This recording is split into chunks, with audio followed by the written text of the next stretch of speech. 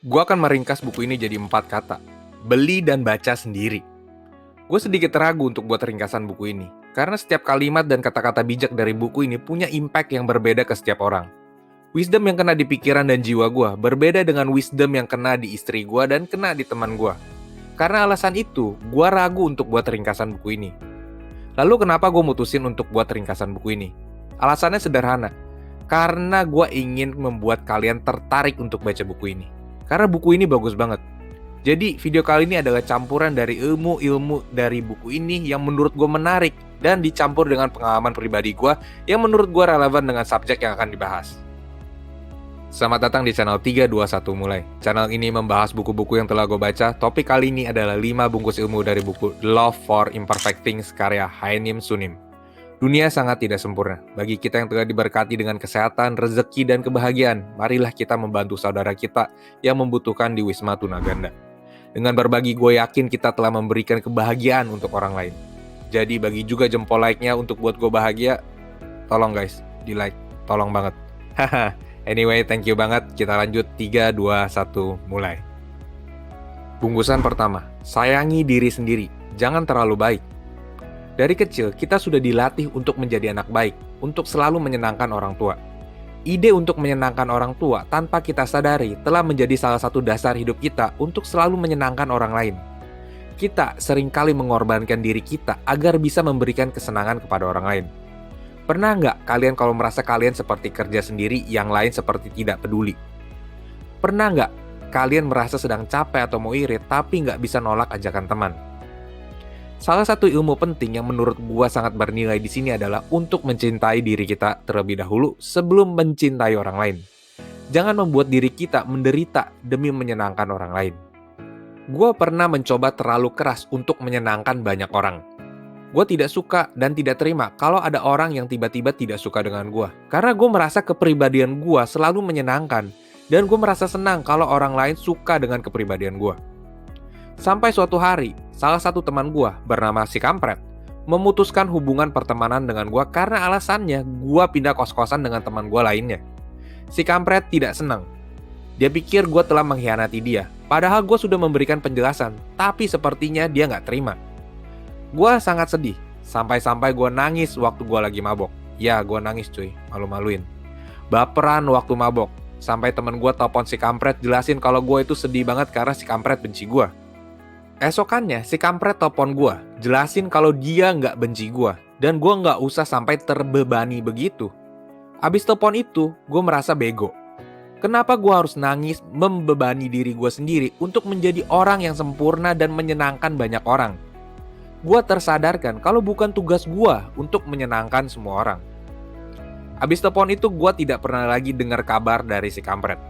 Hidup gue move on, hidup gue layaknya seperti orang normal tanpa kehadiran si Kampret. Pada akhirnya, ketika gue punya anak dan teman-teman gue lainnya sudah punya anak, gue tersadarkan kalau kita semua pada akhirnya sibuk oleh keluarga masing-masing. Kita semua tidak lagi sibuk oleh teman-teman kita. Jadi intinya, gak usah terlalu baik dan berkorban untuk menyenangkan orang lain. Kita semua tidak ada yang sempurna. Utamakan diri kita dan keluarga kita terlebih dahulu, baru orang lain. Pada akhirnya, teman dan orang lain datang dan pergi dalam hidup kita. Yang menetap dalam hidup kita adalah diri kita sendiri dan keluarga kita. Jadi utamakan dan sayangi diri kita dan keluarga kita terlebih dahulu. Dan yang terakhir adalah orang lain. Berikut adalah satu wisdom dari buku ini yang secara personal menyentuh gua. Berikut adalah kalimatnya. When someone asks you a favor, don't forget that you have the option to say I'm terribly sorry, but I cannot do that. You have no obligation to take on the task that will be a great burden on you. And if the relationship grows strained because you do not do the favor, it was never a good relationship to begin with. Jadi, bilang aja nggak bisa kalau kalian merasa terbebani. Begitu juga ke bos kalian. Bilang kendalanya, kasih tahu masalahnya. Kalau bos kalian nggak peduli, mungkin dia bukan bos yang bagus buat kalian. Bungkusan kedua, family. Tolong jagain mama. Seorang nabi, seorang Buddha, seorang presiden terlahirkan dari rahim ibu. Surga di telapak kaki ibu. Dan kapan terakhir kalian cium mama kalian? Kapan terakhir kalian bilang terima kasih ke mama kalian? Kapan terakhir kali kalian peluk mama kalian? Atau kalian sudah terlalu sombong, merasa sudah dewasa, dan kalian merasa lebih hebat dari mama kalian? Untuk menunjukkan kasih sayang kalian terhadap mama, nggak perlu hal-hal yang ekstrim. Tindakan simpel seperti ngajak jalan-jalan, pijetin mama, buatin minuman hangat, rangkul mama kalian di tempat umum, atau telepon tanyain kabar mama kalian, itu adalah hal yang tersimpel. Mungkin akan terlihat aneh atau canggung pertama kalinya. Atau mama kalian mungkin curiga, kok tiba-tiba jadi perhatian, dikira kalian mau minta iPhone lagi. Tapi bilang aja lagi iseng atau lagi ngajak santai. Lakukan ini sesering mungkin, maka hal ini akan terasa tidak aneh lagi. Sesuatu yang dilakukan terus-menerus akan menjadi hal yang biasa. Dan gue yakin mama kalian akan merasa jauh lebih bahagia karena mendapat perhatian dari kalian. Jangan sampai waktunya sudah tidak ada. Berapa banyak uang pun di dunia tidak akan bisa menghadirkan kembali mama kita. Berikut adalah 3 wisdom dari buku ini yang secara personal menyentuh gue. Berikut adalah kalimatnya. When someone you love is in pain, the most meaningful gift that you can give is your kind presence. Sending flowers and texting are good, but not as good as sitting with her, holding her hand, looking into her eyes, and giving her a kiss. Ketika orang tua sakit, kita bisa aja kirim uang untuk orang tua atau telepon sama orang tua. Tapi keberadaan kita di samping orang yang kita sayangi itu melebihi segalanya. Selanjutnya, when you feel like you are about to lose your temper, think of your family. Think about how your children will suffer from the consequence. If you cannot control your temper for yourself, control it for your family's sake. Kita sebagai lelaki kadang suka eksplosif. Dan gue suka sekali dengan nasihat dari Pak Tahir dalam podcastnya dengan Pak Tanoko yang dibilang, universitas yang tidak pernah akan lulus adalah universitas pernikahan. Karena sampai sekarang pun Pak Tahir masih terus belajar. Link videonya gue taruh di kolom deskripsi ya. Untuk kalian yang sudah menikah dan punya anak, selalu ingat, yang paling menderita dari sebuah perceraian itu bukanlah suami atau istri, melainkan anak-anaknya. Selanjutnya, if you wanna help your children, your partner, or your friends, simply listen without offering advice or your own interpretations. And empathize, imagining that you are yourself just had that experience.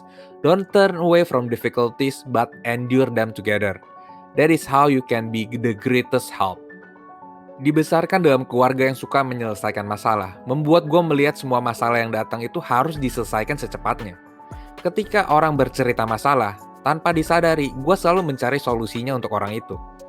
Istri gue dan buku ini membuka perspektif yang berbeda. Kalau terkadang orang itu nggak butuh solusi dari kita. Mereka hanya butuh didengerin. Dan gue masih belajar untuk menjadi pendengar yang baik. Bungkusan ketiga, keberanian, kegagalan pertama. Semua orang pasti pernah gagal. Tidak ada yang sempurna di dunia ini. Ketika dihadapi oleh kegagalan, jangan buang waktu menyalahkan orang lain. Tapi bertanggung jawab dan dengan tenang cari tahu alasannya kenapa bisa gagal. Ingat, setiap kegagalan kita bisa belajar dari kesalahan kita dan menjadi lebih bijak dan berhati-hati. Kegagalan bisa menjadi kesempatan untuk kita berpikir ulang tentang hidup kita dan bertumbuh secara mental dan spiritual. Berikut adalah 3 wisdom dari buku ini yang secara personal menyentuh gua. Dan berikut adalah kalimatnya. You have not screwed up your life just because you screwed up an exam, nor your life is a failure because your business is failed. When you have had a negative experience, be wary of thoughts that make it worse than it is. Yang paling berbahaya itu bukanlah kegagalan, tapi pikiran negatif yang membuat segalanya itu menjadi buruk. Kita perlu belajar untuk menerima kegagalan. Kita harus selalu belajar dari kegagalan karena kegagalan punya makna dan mengajarkan kita banyak hal yang baru. Tidak ada yang bisa menyimpulkan hidup ini sampai kita meninggal. Jadi, terus berjuang. Coba lagi dengan cara yang berbeda. Tidak ada jawaban atau solusi yang pasti dalam dunia ini. Hal terbaik adalah dengan melakukan trial dan error. Kalimat selanjutnya. Life is not about waiting the storm to pass. It's about learning to dance in the rain. Jangan menunggu sampai masalah berlalu, tapi belajar untuk hidup bersama masalah. Masalah akan selalu ada, seperti layaknya musim kemarau. Belajar cara untuk hidup pada saat musim kemarau tiba. Kalimat selanjutnya. We are far more affected by one word of criticism than by 10 words of praise. Whenever you are hurt by someone's criticism, remember that behind that one word of criticism, there are 10 words of praise from those who like you and cheer you on. Manusia itu sangat unik. Sebuah penelitian menemukan kalau orang yang kehilangan 10 juta itu rasa sakitnya 2 kali lipat dibandingkan orang yang merasa senang ketika dapat 10 juta. Maksudnya adalah manusia itu lebih sensitif terhadap kegagalan dibandingkan dengan keberhasilan. Jadi pesan yang mau disampaikan adalah jangan baperan terhadap hal-hal negatif. Karena di balik semua itu ada banyak hal-hal positif yang seringkali kita tidak apresiasi. Bungkusan keempat, relationship menghadapi kekecewaan. Hal apa yang paling sulit di dunia ini? Gue hitung mundur, 3, 2, 1, sudah tahu jawabannya? Jawabannya adalah relationship, atau artinya sebuah hubungan. Bagi kalian yang sudah menikah, kalian pasti paham, kenapa menjaga hubungan itu sulit.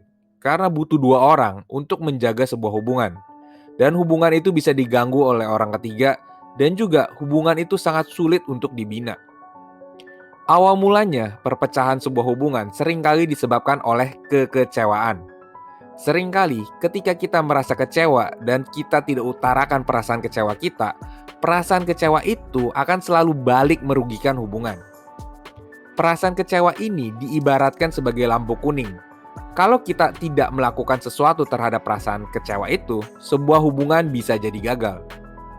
Tidak sama seperti emosi lainnya. Perasaan kecewa itu sangat sulit untuk dinyatakan, karena seringkali kita merasa jadi dikasihani dan kita dikira punya pikiran sempit. Sedangkan kalau dikumpulin terus perasaan kecewa itu bakalan menjadi parah. Perasaan kecewa itu sangat sulit untuk dinyatakan, karena kita suka males untuk jelasinnya kenapa kita jadi kecewa. Perasaan kecewa itu adalah emosi yang paling berbahaya, seperti bom waktu. Dan cara terbaiknya adalah kita harus menyampaikan perasaan kecewa itu jangan sampai menumpuk. Tapi hati-hati juga, jangan menyampaikannya dengan cara agresif dan cara kritis atau saat kita sedang marah-marah.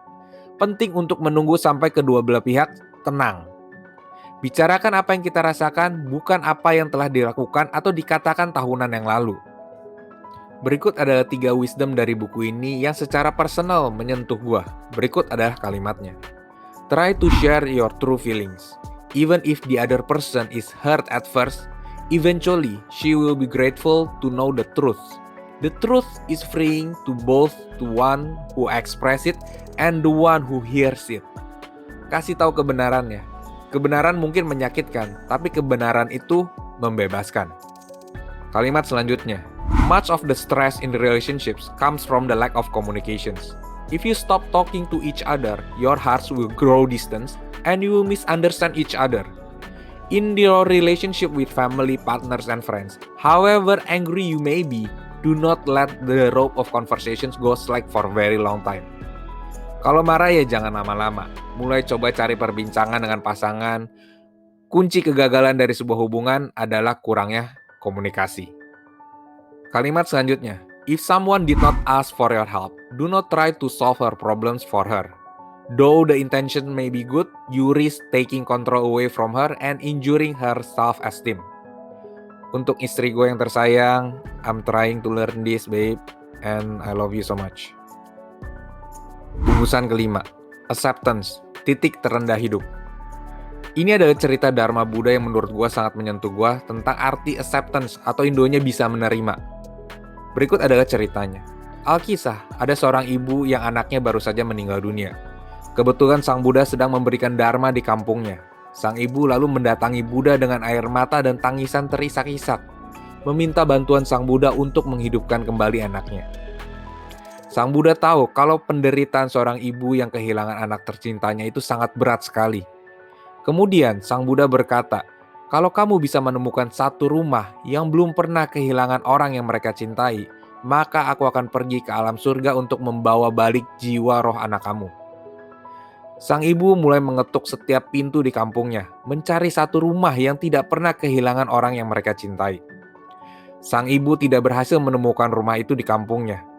Kemudian dia pergi ke kampung sebelah, mengetuk setiap pintu rumah di kampung itu, dan belum juga menemukan rumah itu. Setelah 3 hari lamanya pergi dari satu kampung ke kampung lain, mengetuk dari satu pintu rumah ke pintu rumah lain, Ketika sang ibu mengetuk pintu rumah terakhir, dia menemukan seorang ibu yang sama seperti dia, yang baru saja kehilangan anaknya. Saat itu, sang ibu mencapai titik pencerahan. Dia tersadarkan kalau kematian itu tidak bisa dihindari. Setiap orang pasti akan kehilangan orang yang mereka cintai. Sang ibu pun balik ke kampungnya dan bilang ke Buddha kalau dia sudah bisa menerima takdir kematian anaknya.